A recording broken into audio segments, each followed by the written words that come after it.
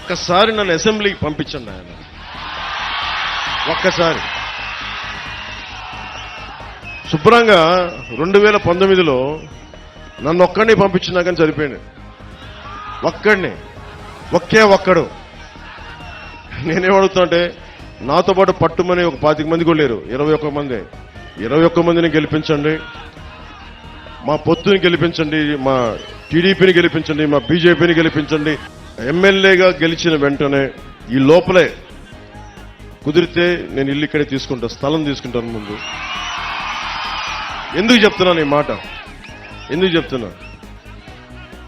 ప్రతి ఒక్కళ్ళు ఇక్కడున్న ప్రజలందరినీ, తూర్పు గోదావరి జిల్లా ప్రజలందరినీ భావోద్వేగాలతో ఆడుకున్నారు.